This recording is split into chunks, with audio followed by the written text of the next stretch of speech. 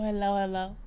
Y'all know it's late at night as it always is. And I was sitting here and YBF posted that Dave Chappelle had did a 27-minute comedy special. I'm like, oh my God, where? Where is it at? So it's on Netflix, okay, Netflix YouTube page.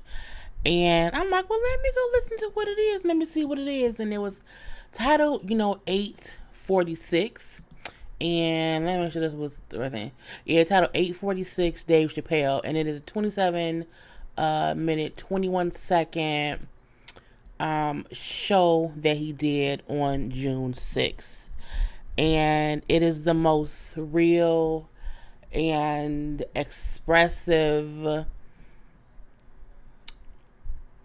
comedy show that I've seen. You can tell that he is testing the material, and in the beginning of it, he even puts up a little disclaimer that he's never put up something so raw and uncut, meaning we know comedians all the time, test out their material before they do like a full hour set, for marketing purposes or whatever. And because it was done June 6th of this year, you can see how it's at an outdoor venue. They have the seat space, 6 feet apart. It's like 2 seats each, each 6 feet or whatever. So you can come and, with somebody, people at the door, not the door, but, at the entrance of it, checking temperatures and everything, people in their masks. And, I was like, okay, what is he, this is the thing, this is him right here. And I'm like, okay, so like, what is he going to talk about? I was just wondering. And he went through a plethora of things, but what I took from this special, it was funny parts, but it was more feeling like he was just trying to express himself and what he has been feeling recently. He brought up a point that where people, sorry, I'll fix my boobs. He brought up, y'all already know this is JLeesCorner. Y'all already know to like, comment, share, subscribe, all that good stuff. Y'all already know to relax, relate, release, and to center yourself. You know what I'm saying? Follow me on IG and Twitter, J_Lees_Corner. Boom, boom, boom. All that is in the description, the description box below. But he brought up how people were like, why isn't Dave Chappelle saying anything? People had been wanting celebrities and famous people to speak out regarding these times, okay, with everything that's going on with, George Floyd and this, Breonna Taylor and, Ahmaud Arbery and all these things that have been happening. He said people kept asking him, like, why isn't Dave Chappelle saying anything? And as he's sitting there, talking, and what I like about Dave Chappelle in this particular special is he's telling stories, and it's something about a compelling, thoughtful, but raw and uncut opinion about what's currently going on. And what got me, I wrote down some stuff so I wouldn't forget. He brought up Chris Dorner from years ago, who was a cop who was fired and then went on a whole spree, and took some people out, took some cops out. And in his little manifesto, he brought up how he was upset and trying to get the police department to admit that he was fired for exposing excessive force by his colleagues. You know what I'm saying? And he brought up how, they're so surprised and they're wondering, like, why are people upset? Why are people rioting? Why are people protesting? Why is all this going on? You know what I'm saying? All these young people out here, marching and protesting. They're wondering, like, why? He said, and when the Chris dude, did what he did, and they found out where he was, how all the cops in that area came there and they Swiss cheesed him. You know what I'm saying? And I'm speaking in ways to where, you know what I'm saying, YouTube won't be like, whatever. But they Swiss cheese him up or whatever. And of course, he's no longer on this earth. And he's like, they all went there because, he took out their own. So why could you not get the reason you got black folks in the street protesting and pissing and riding and shut up? It's because you've been taking one of our own in our faces, for so long. Like, we got fed up, and he was visually affected and upset about the whole 8 minutes and 46 seconds that cop dude was dealing on George Floyd. And he brought up how, I was born at 8:46 in the morning, so that that gets to me, and just being raw and uncut with how unfair and how much it was bullshit. I know how, my grandfather, when my father died, and he called out for his grandmother, who was no longer alive or whatever, because he knew, he was dying. He's like, so George Floyd calling out for his mom who had passed away, he did that because he knew he was dying. You know what I'm saying? So it's that kind of stuff where he was just making sure to express the reason, because some people really be still asking, like, what's the reason that y'all are upset? Why are they rioting? I can't believe that. Because we mad. We pissed. In the same way that when a cop is taken out, the force comes out in full force, and they rain hell upon whoever it was that caused it, because they're brotherhood. We are too. And I don't think I ever realized that's double-sided coin. For people, for law enforcement, like, I can't believe they're rioting. But if one of your own is taken out, y'all bring holy hell upon people. You know what I'm saying? And I like the way he expressed that. If you had, like, it's on, it's called Netflix is a Joke and it's on YouTube. And again, it's like 27 minutes or whatever, and it's very enlightening. I mean, I felt myself. I realized I didn't even realize it was 27. I was like, this is over. I want more. But I get he's testing material, and he was like, is this funny? And it wasn't all. Well, it was all serious, but he had some. It was funny parts too, and cause we have to address this in some sort of way, and comedians, should too. I like how he approached it. He also brought up Candace Owens, okay, who he called a cunt and a bitch, you know what I'm saying, with a platform, who's not good at anything. So how dare she tell LeBron James to shut up and dribble, and since he was pissed about that, you know what I'm saying. He also spoke on Laura Ingraham.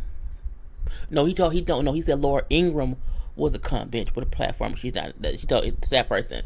To Candace Owens, I think he called her a bitch. Said she's a villain because she tried to make George Floyd a villain. She tried to bring up all of his past transgressions, and I like how Dave said, I don't give a fuck what he did. You know what I'm saying? At the end of the day, y'all made him what pushed us to push back. We didn't ask him to be this. This was not us saying, look at this perfect specimen of human being. We're gonna, make him our, our cause. Y'all did that because, they took his life. So don't try to make it seem as if, oh, he's not a good person. He didn't do this. That doesn't matter. At the end of the day, bitch, someone killed him. Okay, and so I like how he was taking them to task. Of course, Laura Ingraham was saying fuck her for life. But he speaks about Trayvon Martin, George Zimmerman, Michael Brown, Philandro Castile. He brings up how after Philandro, and who was it? It was Philandro. Was it Mike Brown and then Philandro? It was somebody else whose name escapes me right now. But he brings up how after all that happened, those back-to-back things back in the day, but not even back in the day, like within a couple of years, like within a couple few years ago, how like 9 cops was was taken out or whatever in Dallas, because someone was upset about things happening, and he was just speaking about how we have these army vets and these military people who sometimes retaliate because they are taught to fight the enemy in war, and sometimes that's what it is. And I just, the way he weaved this story together was so unexplainable. I can't think of a better word for it to be unexplainable, but enticing. I'm a person where I love conversation. I love my mind is the way to entice me, and help me get lost in the thoughts of whatever's going on. And just the way he was explaining things to me was so enticing as knowledge. You know what I'm saying? In different ways to look at what's been going on, and just to hear him in the end say, they keep asking me, because he just brought up how, over the years and I don't want to give away everything. I want y'all to watch it, but the way he painted a picture about what town he was born and this and that, and how when Kobe died, the same night he won a Grammy, how much how much that hurt, losing Kobe and everything. You know what I'm saying? And from that to people in his family that things that happened to and everything, and then just how he is witnessed and seeing things, and seeing just destruction and shit, and people wonder why Dave ain't said shit, because I've seen it. I know what's happening, and whether I'm dead or alive, the streets is, I want to make sure I say it right. He says no matter, he said the streets will speak for themselves no matter if I'm dead or alive. And I said, that's powerful. Meaning, don't look for me to speak up, because as of right now, the streets are speaking. The people are speaking. We are speaking. And so don't wait to hear what a celebrity has to say. Don't wait for that. And I'm saying it also doesn't mean go and wreak havoc, but it means speak up. Don't give up, because these streets is gonna keep talking regardless. And I do feel like, on small scales, we're making these small steps to be better. But it's been bad for so long.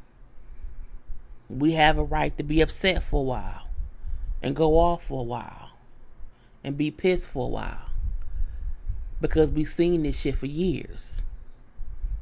You know what I'm saying? The first account I have of someone being, beaten up on camera, nothing happening, was Rodney King. You know what I'm saying? Now we have cops, kneeling on necks for 9 damn minutes, as if it's nothing. So, I mean, this was a good special. It was a surprise, again, because no one knew.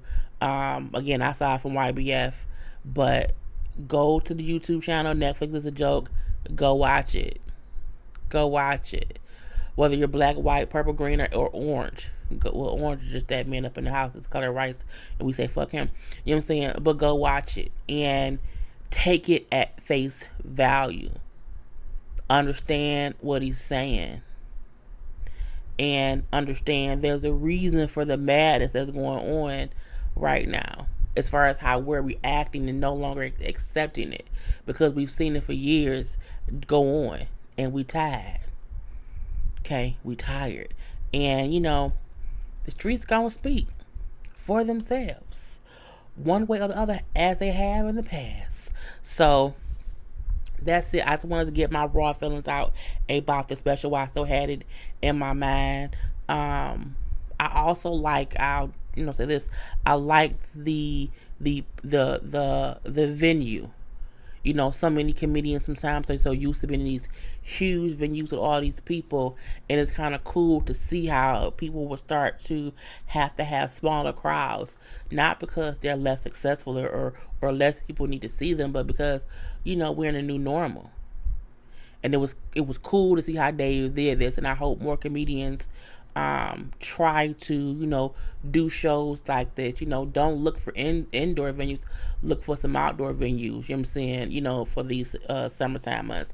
And then in wintertime, saying, of course you can do some inside venues, but you know what I'm saying, put them just apart. Watch the special. It's really good. Peace.